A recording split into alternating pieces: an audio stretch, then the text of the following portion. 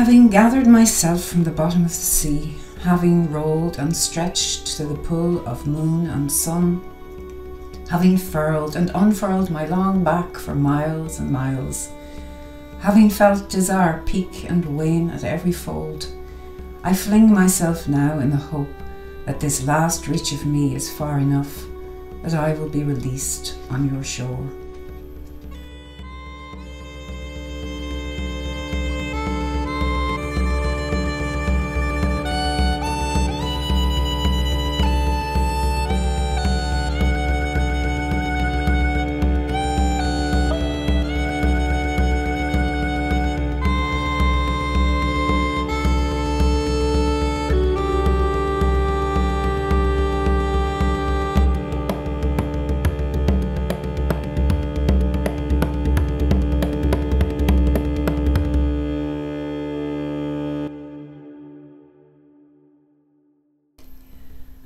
I've been making rabbit's ears all during COVID. I just didn't know it until I met the crafty women of Beara. With their talk of gauges and fibres and fleeces and spinning, alpaca herds and plastic sewing machines that can knit socks in 20 minutes. The very ones that take me 2 weeks to complete. And the rabbit ear, if you want to know, is the loop you're left with when you finish off a sock toe with the Kitchener stitch. So say the newly dubbed Laura Loopers, as they spin yarns and tales with their clickety-click in the shade of the Gacha Mountains and into the twilight.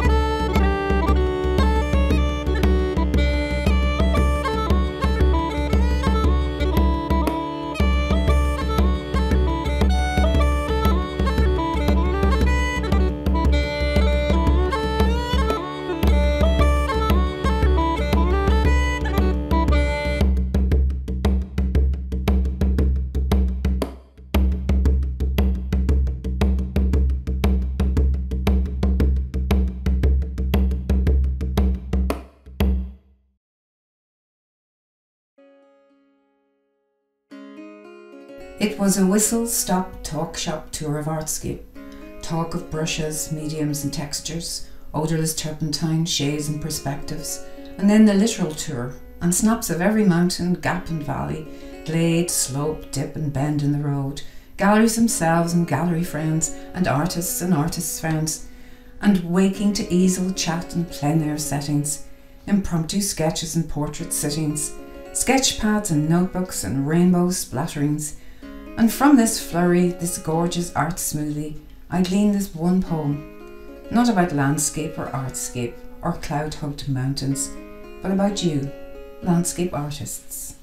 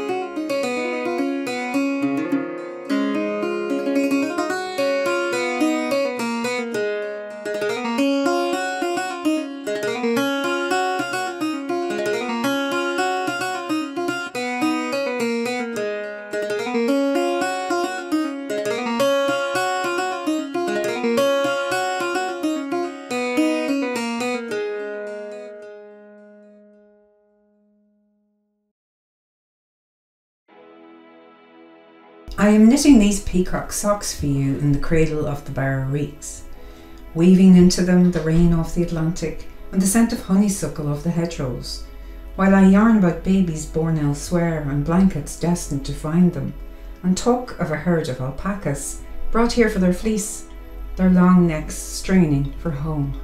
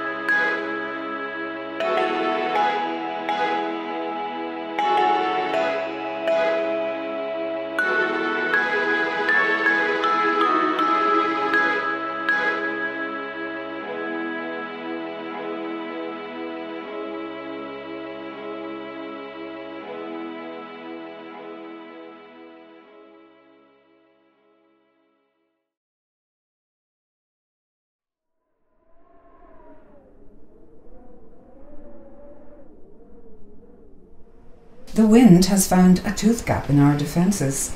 Outside the ocean heaves, gulls glide, skim, hover and then dive. Clouds gather and then break, waves lash and then recede, while we batten down the hatch and sink a pint in Helen's bar.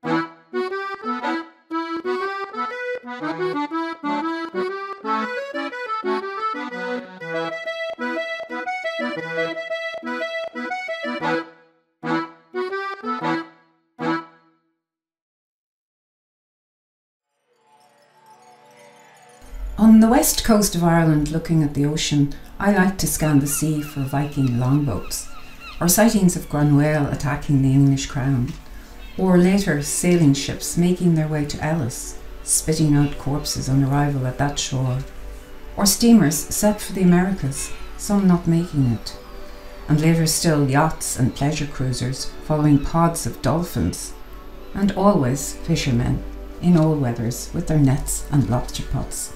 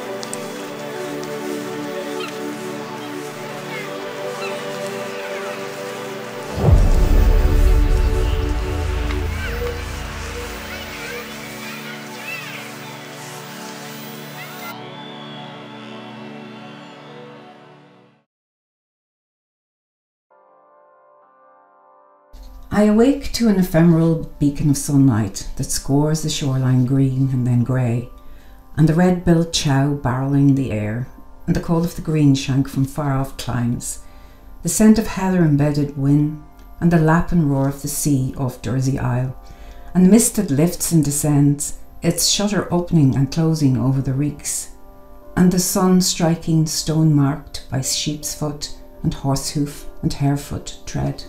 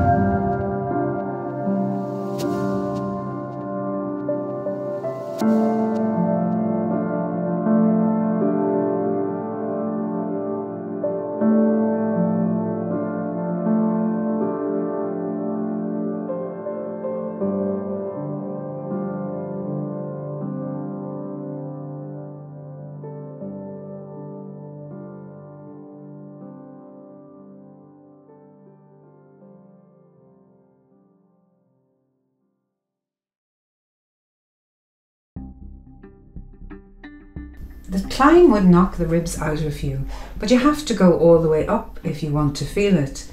Past the neat hedgerows, the lively fuchsia and mombretia, past meadows sweet and purple loosestrife, the robin and blackbird tweets, even past the higher-pitched chattering of the stonechat. The sheep's trail marks the threshold. From here on it's all gorse and heather and bare rock, and in the air the whistle of sandpiper, and the sea crows swooping and soaring and barrel rolling, and the wild Atlantic, reaching in, fanning out, taking you with it.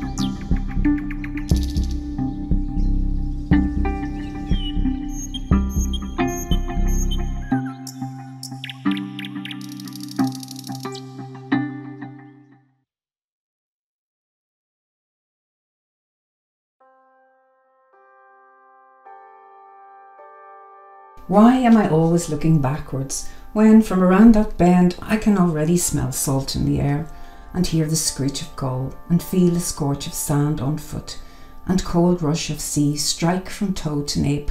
I could be savouring that.